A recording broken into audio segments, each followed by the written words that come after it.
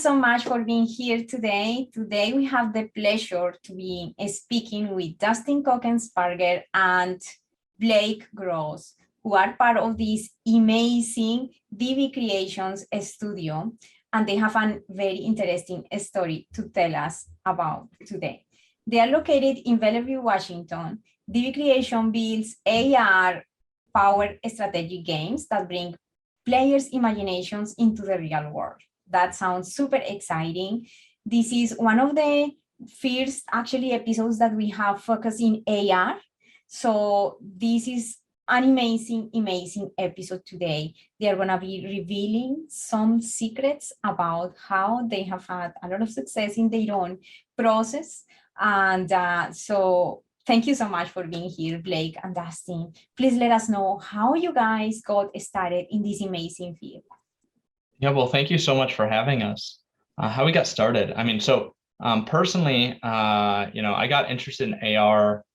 I always saw these small demos and stuff, like 3DS had like these little AR demos. But then when I was at Microsoft, and right before the HoloLens came out, they showed us internally in the Xbox org what the HoloLens was, which is Microsoft's augmented reality headset. And I thought it was the coolest thing I'd ever seen. I went up to the person who was in charge of incubation, and I told him, I was like, this is so cool, I want to work on this. Anyways, like a year later, I ended up in that person's org, and I actually got to work on enterprise mixed reality applications, eventually becoming a lead and engineering lead and moving some projects around. And then I wanted to go try it out on my own. So I left my job about 2 years ago, 2.5 years ago, to start building, VR and AR games. Wow, that's great. So how was the first type of projects, or what type of projects you work in AR by that time when you got started? So we actually started building our first AR game called Table Trenches, which is actually out on the iOS and Android stores, as well as the Nreal headset. We started building that back in like 2019 as an idea, and we were really trying to figure out like what could we do with the current AR technology. Like once we sort of decided, hey, we want to build AR games, we think that's a really cool place to be working in.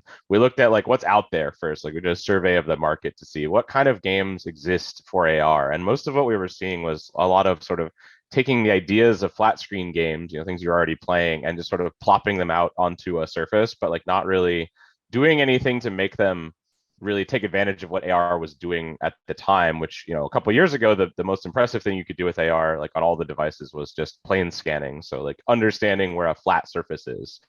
So we're like, okay, what can we do with that? And so we came up with the idea for Table Trenches to build sort of a like simple strategy game. But our sort of core hook was it needs to like match itself to the player's space correctly so that it feels like it's actually part of your world.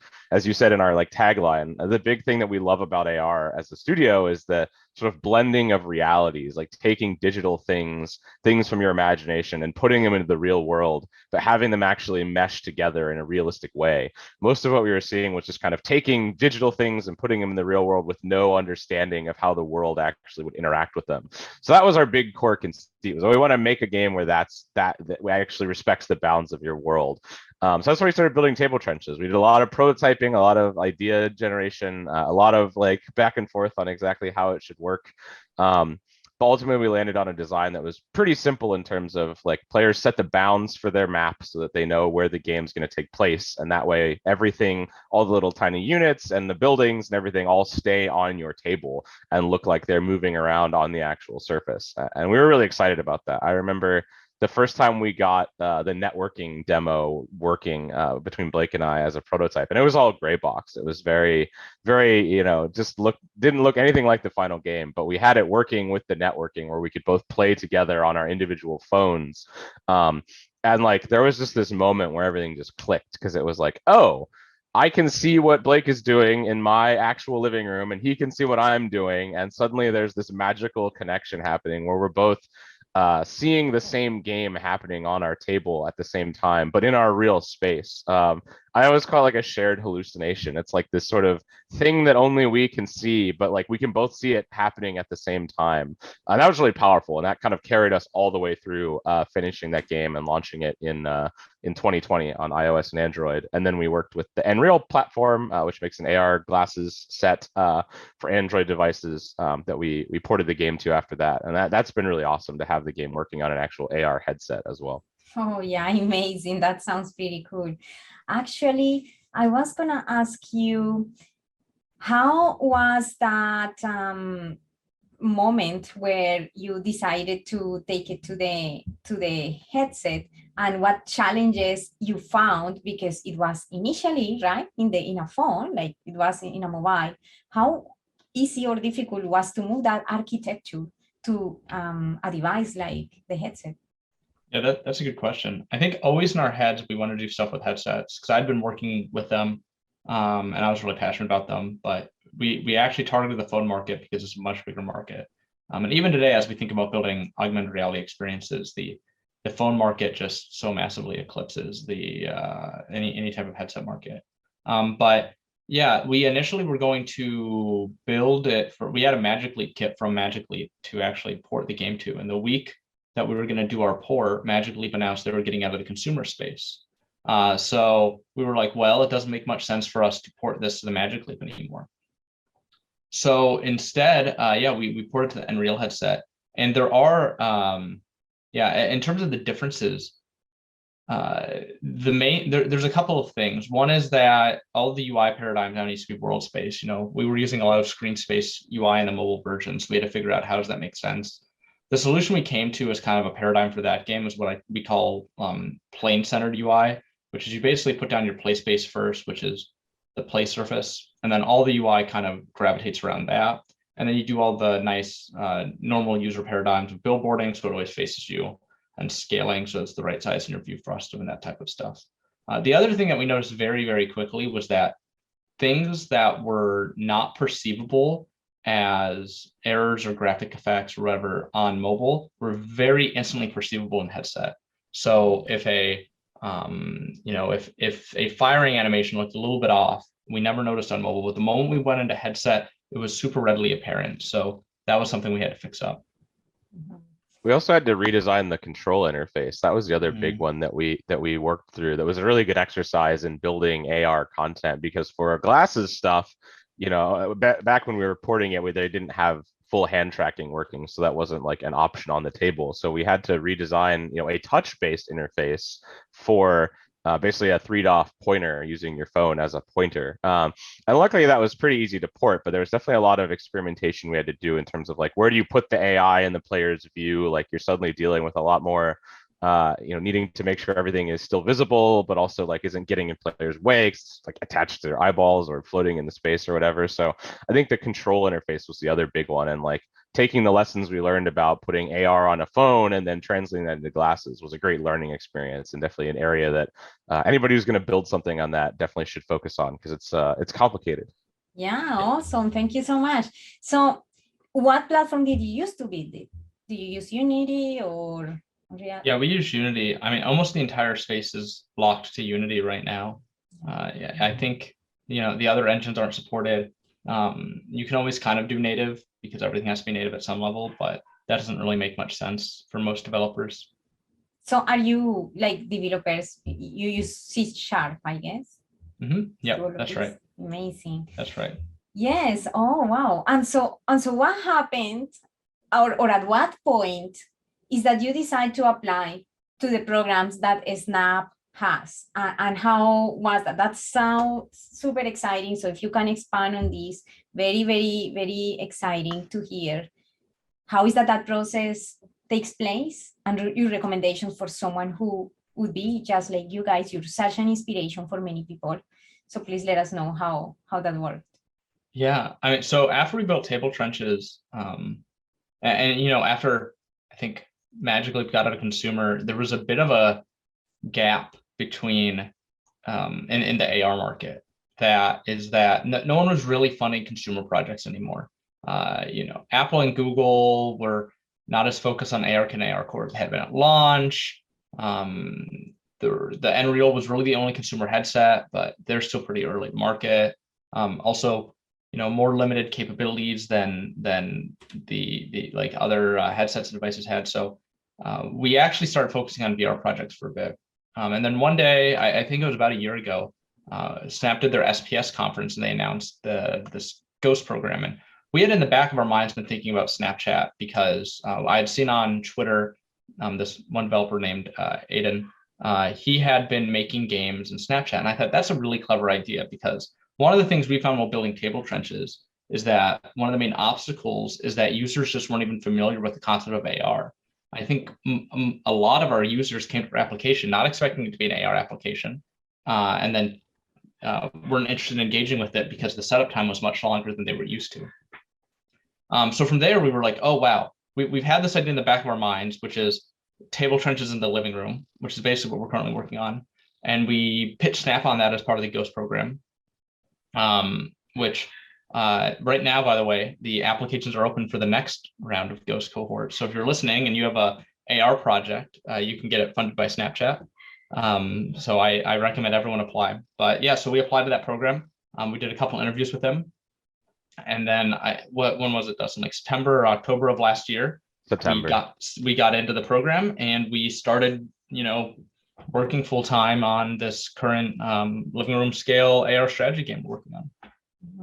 Wow. Yeah, the process was very much like doing several like in-person interviews. We had to make a video and also share like a concept deck and like I think we also had a rough game design doc at that time. So there definitely is a fair amount of like preparation you want to do to have your idea ready. And they also have multiple tracks that they put you in. So they have game stuff, they have like AR glasses stuff. And so when you're applying, you kind of choose the path you want to be on to customize sort of what thing you're trying to pitch them on. We obviously went for games. So we're building. Yeah, we had a really small prototype as well at the time that we kind of showed off that I think made it so that they could really understand our vision.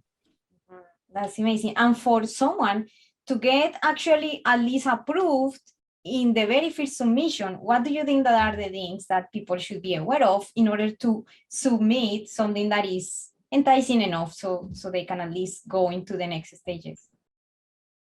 I think for us, something that's always been very important is understanding the current capabilities of the platforms you're developing for. And that's something that we talk about a lot with ourselves, is that I think it's very easy, especially in the AR space, to talk about building a product that isn't really even capable today or is so far out that or requires so much technical investment it's not very feasible. So we always try to pitch projects that we know could happen with the technology available today. So I think that's part of it, is nothing we were saying was outlandish. It's just not a lot of people have done it because I mainly think probably because there hasn't been enough money in the space to do these kind of opportunities. So I think that's step one. I think step two is art really sells. I think we find this over and over and over again, like having a clear piece of concept art, and that's not just for games. If you're building a utility application, having a clear piece of art that one person can look at and see exactly what you're trying to build. It's like the old saying, like a picture with 1,000 words. It's very true. You show that once, you can instantly talk about exactly what you want to do. And that kind of cuts right through the middle. I think the other thing, though, to always keep in mind is that I guess the other thing is target the company that you're talking to. We were like, we knew what we want. We have different levels of for this idea. There was the Snapchat version, which is a little bit more casual because that's where their users at.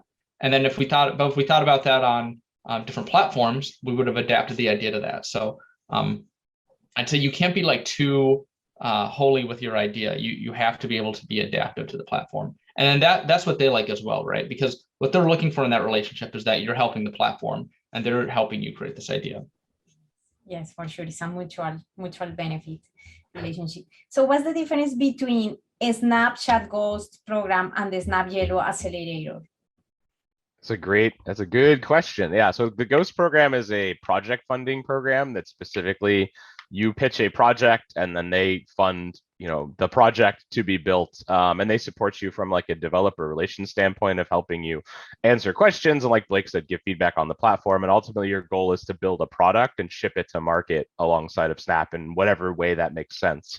The yellow program is a business accelerator, so it is a like structured, I think it's 13-week program for companies to enter into, and it's all about helping your company get founded. So like you will probably be building a product, or are they building a product for your company, but the program itself is actually teaching you things about how to run your company. And we've had people come in and talk about hiring and HR stuff and how to like pitch VCs and do fundraising. And so we have like programming every week. The program founders are both people who've worked in entrepreneurship for a while, and like they provide weekly support. And so it's a very like structured like 13-week program to kind of kickstart your business or help your business find its next step. And something that's cool about it is a lot of the businesses are in different stages. We're very early stage, whereas there's some companies that already are more mature and need help getting to that next level. And so but yeah, it's definitely about like business building versus the Ghost program, which is about product.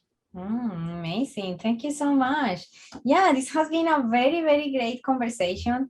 Thank you so much for sharing so much knowledge. How people can get a hold of you if they want to, like if they want you to build something for them, an AR project or something like that through your studio, how people can get to find you? Yeah, well, go do ahead. you want to go? Yeah, sorry about that. Yeah, people can always find us on Twitter at Kochennsparger. I'm surprised by how much business gets done on Twitter. And then, they can email us at dbcreationstudio@gmail.com.